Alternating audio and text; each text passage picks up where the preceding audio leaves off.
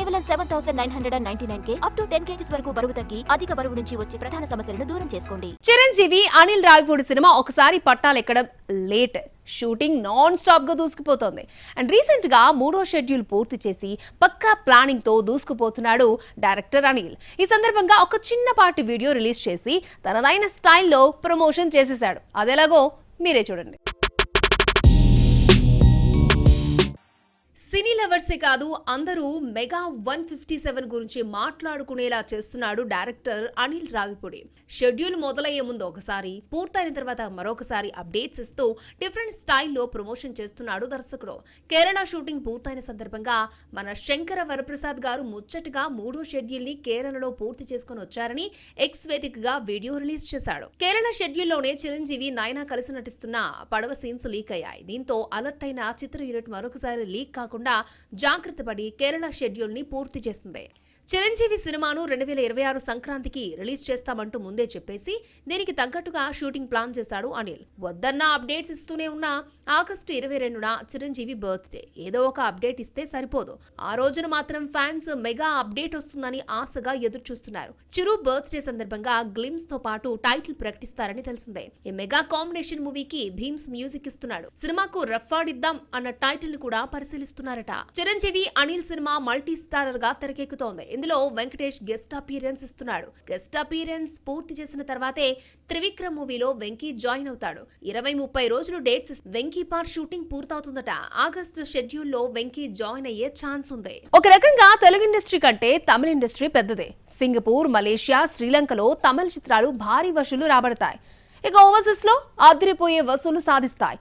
కోలీవుడ్ కి మలయాళం, కన్నడ, తెలుగు మార్కెట్ కూడా ఉన్నా 1000 కోట్ల మార్క్ ఎందుకు దాటలేకపోతున్నాయి? 1000 కోట్ల సినిమా కోసం తంబేలు చాలా కాలంగా వెయిట్ చేస్తున్నా ఇది అందరి ద్రాక్షలానే మిగిలిపోయింది. మరి ఆ ఫీట్ సాధించే సినిమా ఏదవుతుంది? Watch it. Indian silver screen కి 500 కోట్లు, 1000 కోట్లు ఎలా ఉంటుందో తెలుగు సినిమాలు చూపించాయి. 500 కోట్లు టచ్ తొలి చిత్రంగా బాహుబలి, 1000 కోట్లు 1500 కోట్లు టచ్ చేసిన ఫస్ట్ మూవీగా బాహుబలి 2కి ఘనత దక్కింది. కన్నడ ఇండస్ట్రీ చిన్నది అయినా KGF తో పాన్ ఇండియా మార్కెట్ ని సొంతం చేసుకోవడమే కాదు, ఏకంగా 1000 కోట్ల మార్కు దాటింది. తెలుగులో 3 1000 కోట్ల సినిమాలు బాహుబలి 2, పుష్ప 2, కల్కి ఉన్నాయి. కన్నడలో KGF 2 ఉంటే తమకు ఒక్క మూవీ కూడా లేదన్న ఫీలింగ్ లో తంబిలున్నారు. ఏ సినిమాలతో కోలీవుడ్ ఈ ఘనత సాధిస్తుందోనని ఎదురు చూస్తున్నారు.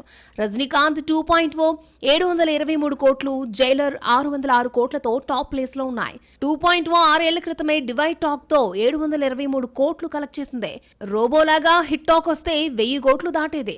రోబో తర్వాత వరుస ఫెయిల్యూర్స్ లో పడిపోయిన రజనీకాంత్ జైలర్ తో హిట్ టాక్ తెచ్చుకున్న వరల్డ్ వైడ్ 606 కోట్ల గ్రాస్ మాత్రమే వచ్చింది. తలైవ తర్వాత విజయ్ థర్డ్ ప్లేస్ లో ఉన్నాడు. 2.0 జైలర్ తర్వాత విజయ్ లియో 600 కోట్ల గ్రాస్ తో కోలీవుడ్ టాప్ 3లో నిలిచింది.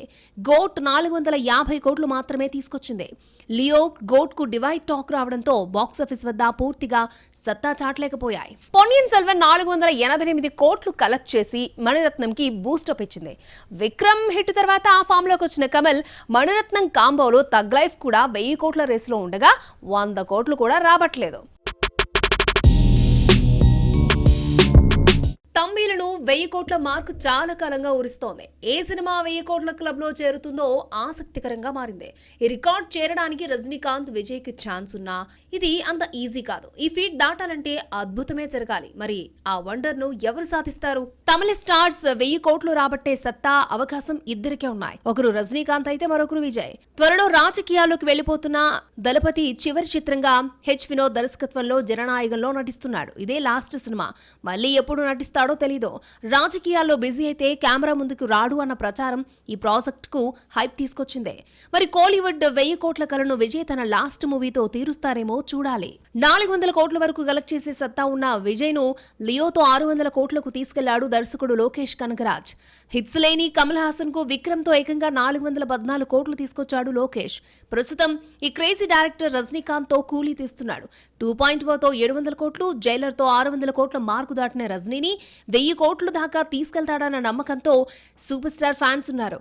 ఫ్లాప్ టాక్ వచ్చిన లియోకు 600 కోట్లు రాగాలేనిది కూలీ హిట్ అయితే 1000 కోట్ల మార్కు దాటేస్తుందో లేదో అనేది చూడాలి. పవర్ స్టార్ రంగంలోకి దిగాక హరిహర వీరమల్లుకు ఊపొచ్చింది.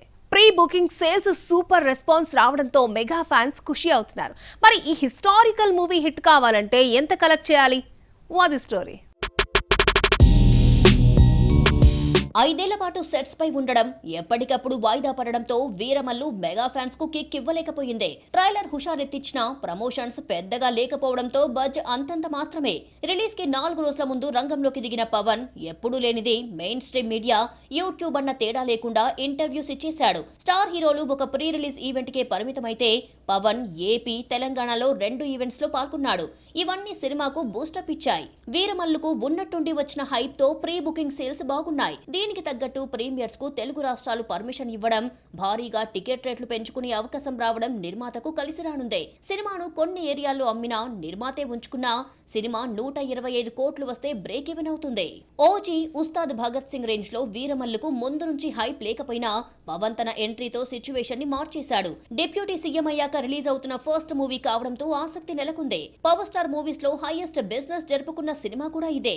జల్సా, అత్తారింటికి దారిది తర్వాత పవన్ త్రివిక్రమ్ కాంబోలో వస్తున్న సినిమా కావడంతో అజ్ఞాతవాసి 123 కోట్ల బిజినెస్ జరుపుకుంది. ఆ తర్వాత జనసేన పార్టీ నెలకొల్పి సినిమాలకు దూరమయ్యాడు పవన్. రీఎంట్రీ ఇచ్చిన వకీల్ సాబ్ ను 89 కోట్లకు అమ్మారు. పవన్ కొన్నేళ్లుగా వరుసగా రీమేక్స్ మాత్రమే చేశాడు. వకీల్ సాబ్ నుంచి లాస్ట్ మూవీ బ్రో వరకు అన్ని రీమేకులే. భీమ్లా నాయక్ 106 కోట్లు, బ్రో 97 కోట్లకు బిజినెస్ జరిగితే వీరమల్లు ఏకంగా 125 కోట్లకు అమ్ముడయ్యింది. సినిమాకు పాజిటివ్ టాక్ వస్తే ఈ పెరిగిన రేట్లు పవన్ కున్న స్వాగ్ వీరమల్లును ఈజీగా బ్రేక్ ఈవెన్ ను దాటించేస్తాయి. అందరూ కలిసారు కానీ అల్లు అర్జున్ మిస్ అయ్యాడు.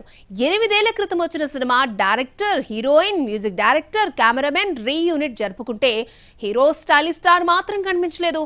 బన్నీ నువ్వెక్కడా అని హీరోయిన్ అడిగితే హీరో ఏమని రిప్లై ఇచ్చాడో చూద్దామా? 2017లో వచ్చిన దువ్వాడ జగన్నాథం హిట్ కాకపోయినా ఫ్లాప్ కాలేదు, పర్వాలేదనిపించింది. అయితే ఈ సినిమా పూజా హెగ్డేకు బాగా ఉపయోగపడింది. 2012లో మూగమూడి అనే తమిళ చిత్రంతో పరిచయమైన పూజ 2014లో ఒక లైలా కోసంతో తెలుగులోకి ఎంట్రీ ఇచ్చింది.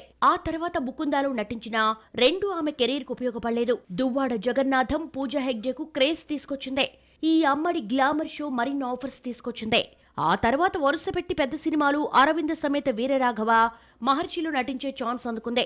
దువ్వాడ తర్వాత బన్నీ, పూజ మరోసారి కలిసి నటించిన అలవైకుంఠపురంలో నాన్ బాహుబలి రికార్డ్స్ బద్దలు కొట్టి 150 కోట్లకు పైగా షేర్ కలెక్ట్ చేసింది. బాహుబలి రిలీజ్ అయి 10 ఏళ్లైన సందర్భంగా నటీనటులు, టెక్నీషియన్స్ తో రీయూనియన్ జరిగింది. అలాగని దువ్వాడ జగన్నాథం విడుదలై 10 ఏళ్లు కాలేదు.